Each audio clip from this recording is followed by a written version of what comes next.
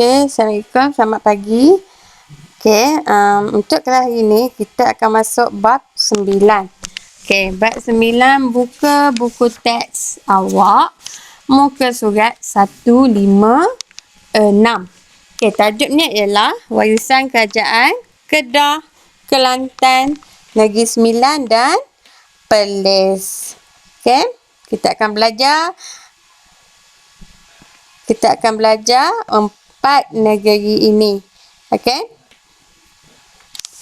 Dalam bab 9.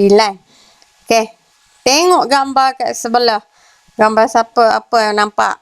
Gambar yang pertama ialah Istana Jaha di Kelantan. Ni istana kat Kelantan. Yang kedua ialah replika Istana Raja Melewar Negeri Sembilan.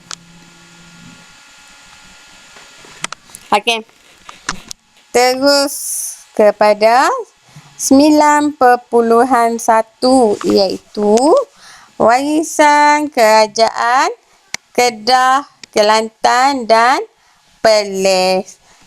Kedah, Kelantan dan Perlis. Kita tengok satu-satu. Kelangsungan kewujudan keadaan kerajaan Kedah, Kelantan dan Perlis hingga kini turut diiringi dengan kegemilangannya mengharungi pelbagai cabaran sejak pengasasan lagi. Kemegahan dan kegemilangan kerajaan ini dapat kita lihat melalui beberapa aspek yang akan kita belajar selepas ini, iaitu sistem pemerintahan beraja, adat istiadat, perundangan, persuratan dan kesenian. Tapi untuk hari ini cikgu akan ajar 2 sahaja, iaitu sistem pemerintahan beraja dan adat istiadat bagi negeri Kedah, Kelantan dan Perlis. Kita tengok sistem pemerintahan beraja. Pengenalan institusi beraja oleh setiap kerajaan sejak pengasasan merupakan warisan yang kekal hingga ke hari ini. Sebab di negeri Kedah, Kelantan dan Perlis masih ada raja kekal hingga ke hari ini. Raja atau sultan lah. Warisan ini telah diperkembangkan melalui perwujudan institusi raja berperlembagaan apabila negara mencapai kemerdekaan. Kita tengok yang pertama. Apa daripada sistem pemerintahan beraja yang akan kita belajar ni?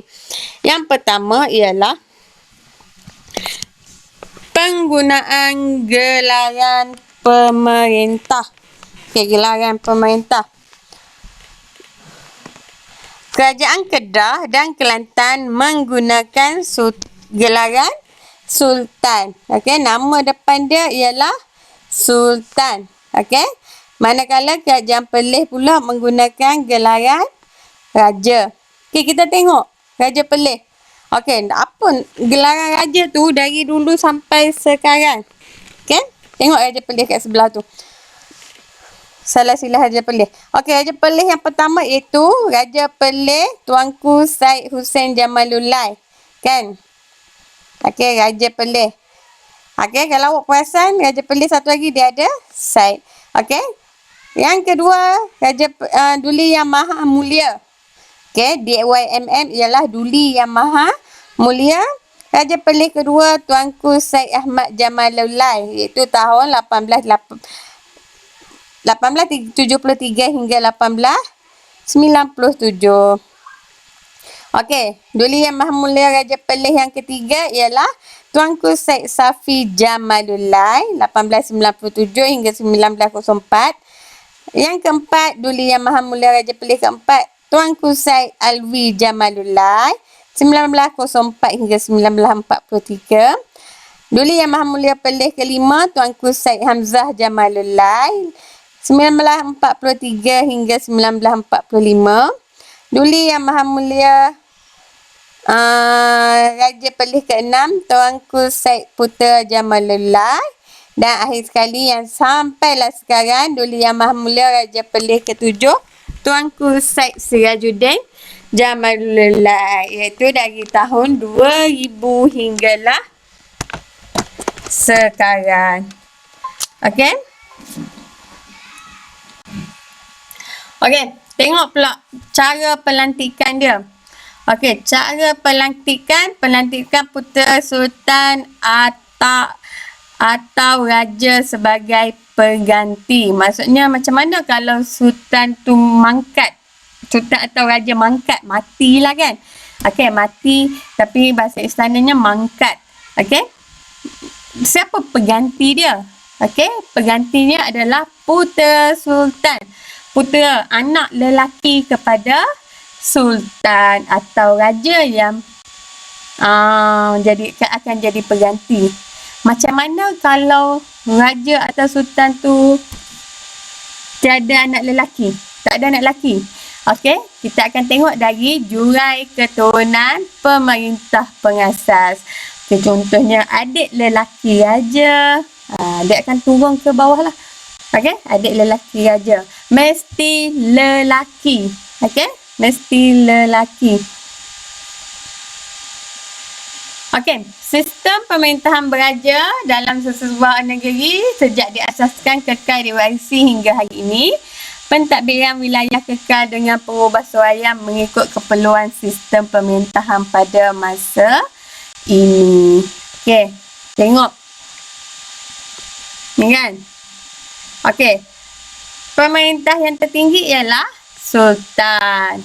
Pemerintah negeri. Bawah sultan iaitu pembesar, iaitu jajahan negeri daerah. Contoh kita sekarang daerah Kerian dan penghulu mukim. Okey, kita tengok sultan atau raja. Okey, sultan atau raja merupakan hierarki tertinggi dalam pemerintahan beraja. Okey, warisan ini dikekalkan dengan kedudukan sultan atau raja sebagai ketua bagi negeri serta memiliki keistimewaannya. Okey, sultan atau raja juga bertanggungjawab sebagai ketua agama Islam dan merupakan lambang perpaduan rakyat. Ini adalah tugas raja. Okey, pembesar ni bawah pada raja. Okey, pembesar dilantik sebagai wakil pentadbiran oleh pihak kerajaan dan bertanggungjawab terhadap jajahan atau daerah. Okey, contoh negeri Perak. Daerah kita ada berapa daerah? Daerah Kerian, Laut Matan Selama, Kintab Utara. Banyak kan? Itu adalah pembesar lah tugas dia.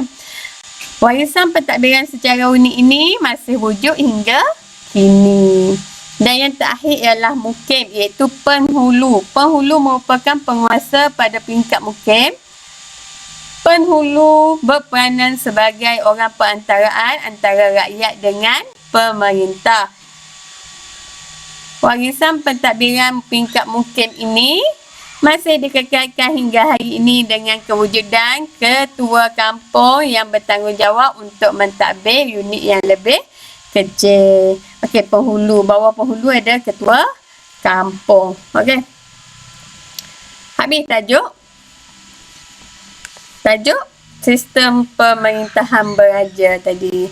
Kita masuk pula tajuk yang kedua, iaitu adat istiadat. Okey, adat istiadat raja-raja ni. Macam mana kita nak belajar lah kan? Okey, kesempurnaan budaya Kedah, Kelantan dan Perlis mewujudkan persamaan warisan adat istiadat diraja yang meliputi aspek keputeraan. Lahir anak ni. Silap.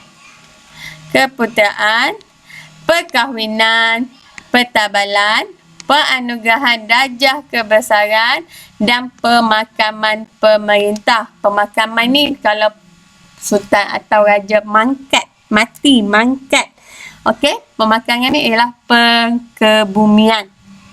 Okey? Alat-alat kebesaran diraja turut diwarisi dan digunakan dalam setiap adat istiadat. Okey, tengok kat sini.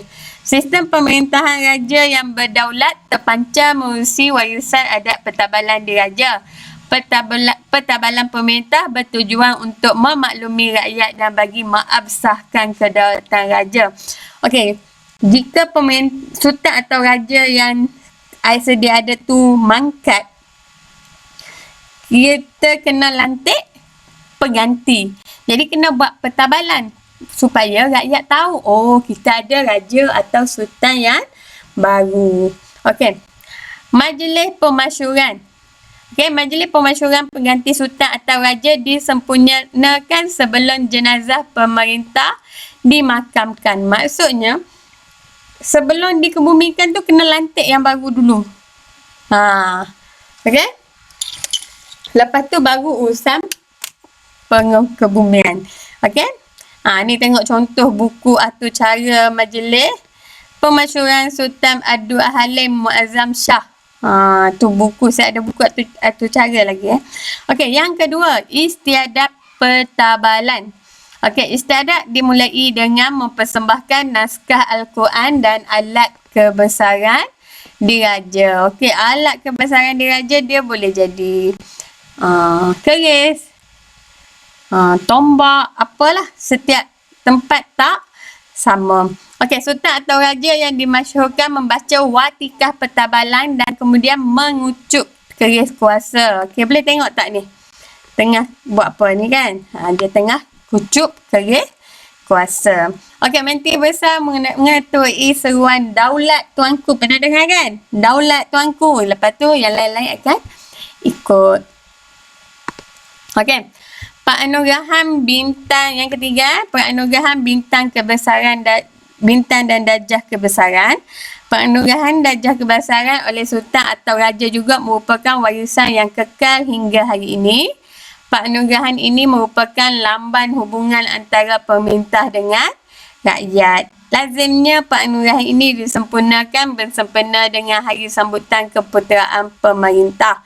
Okey, darjah kebesaran dianugerahkan sebagai pengiktirafan kepada sultan atau raja, kerabat diraja dan rakyat yang berjasa. Ada pangkat datuk ke kan? Okey. Maksudnya dia akan bagi kepada raja atau sultan negeri lain atau kerabat diraja negeri dia atau negeri lain dan kepada rakyat negeri dia yang berjasa. Okey, kita boleh tengok contoh pingat kebesaran ni. Okey, pingat kebesaran yang pertama, darjah kerabat yang amat dihormati di K Kelantan ni. Macam ni bentuk dia. Okey. Yang kedua, darjah Datuk Paduka Seri Setia Sultan Abdul Halim Muazzam Shah. Yang ketiga, darjah Setia Mahkota Perlis. Awak tengok kalau dia orang pakai baju putih ke kan. Yang ni dia orang, kalau dia orang dapat anugerah, dia orang akan pakailah. Maksudnya lepas ni kalau nak pakai baju ni, perlu pakai baju ni lagi, memang akan pakai tu anugerah dia tu sekali. Okey? Okey. Okey, setakat ini sahaja kelas awak untuk hari ini. Okey, kejap lagi cikgu akan bagi link. Awak jawab soalan kuis. Okey? Yang akan cikgu bagi sekejap lagi. Okey?